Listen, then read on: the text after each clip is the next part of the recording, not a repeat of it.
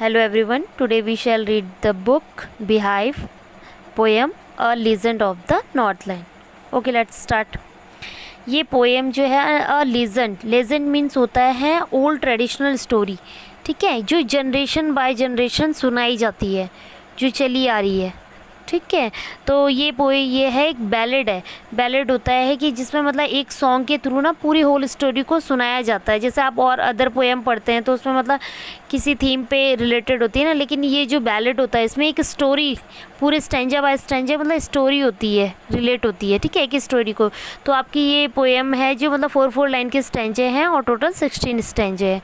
तो ये जो पोएम है वो the legend of an old lady, ठीक है, वो बताती है कि मतलब कि उसके लालच के कारण जो सेंट पीटर जो थे उससे नाराज़ हो गए थे कैसे, ठीक है। तो बताते हैं नॉर्थलैंड के प्लेस के बारे में, बताते हैं कि नॉर्थलैंड एक कोल्ड प्लेस है जो कि मतलब स्नो से ढका हुआ रहता है, क्योंकि ये नॉर्थ पोल के नियर है ना काफ़ी, तो इस वजह से ये जो एरिया होता है बहुत ज़्यादा ठंडा रहता है।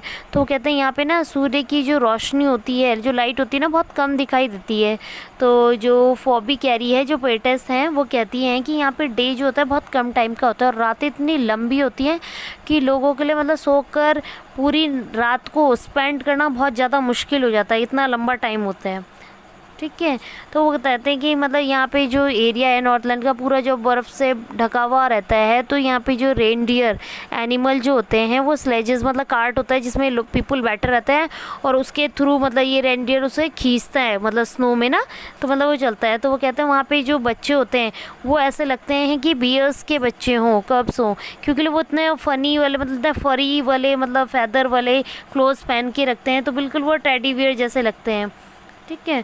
तो वो कहते हैं कि यहाँ पे जो नॉर्थलैंड में रहने वाले जो पेरेंट्स हैं वो अपने बच्चों को मतलब जो यंगर्स हैं उन्हें मतलब स्टोरी सुनाते हैं।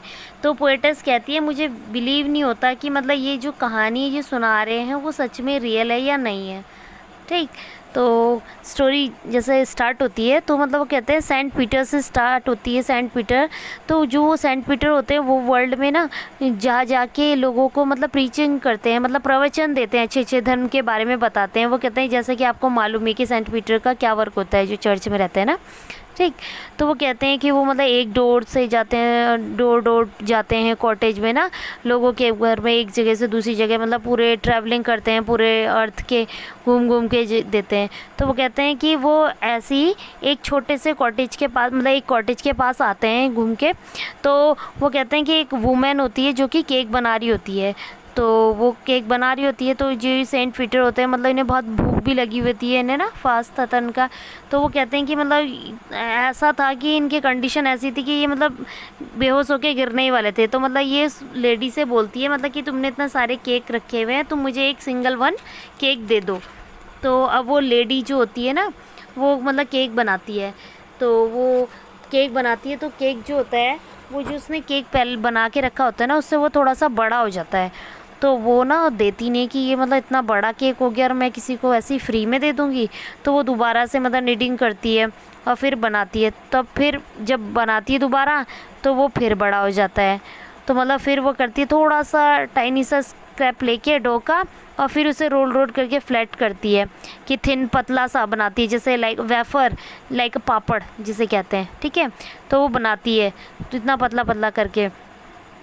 तो जो उसका वो देखती है वो कि इतना केक जो है मैं मतलब ऐसे ही कैसे दे दूँ इतना किसी को मतलब फ्री में, है ना।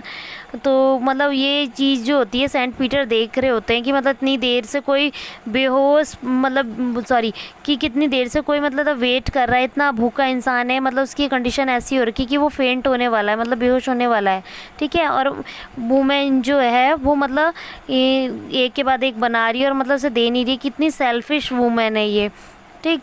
तो वो कहते हैं कि ये जैसे अपने वहाँ पे अपने शेल्टर में जैसे रह रही है ना इतने आराम से, और मतलब आग जला रही कि इसे वार्म मतलब ठंडा गर्म हार्ट मिल रही है इस कॉटेज के अंदर, ठीक है। तो वो कहते हैं कि जैसे एक बर्ड होती है और उसे भूख लगी है, वो इधर उधर मतलब जा रही होती है उसे ड्राई वुड के ना।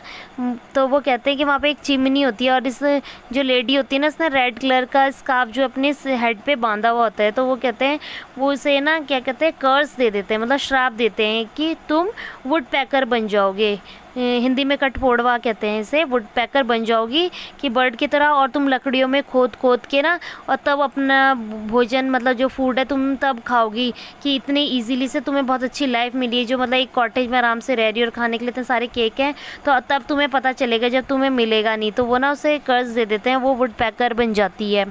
तो जो उसके हेड पे उसने जो रेड कलर की कैप लगाई होती है ना, तो वो मतलब वो उसका ऊपर हेड में वो रेड कलर का मार्क्स बन जाता है। तो वो कहते हैं कि वो जंगलों में रहती है, और फिर मतलब वो चिमनी से बाहर निकली हुई होती है, तो बहुत ही ब्लैक कलर की होती है, बहुत ही काली सी होती है वो ब्लैक कलर की।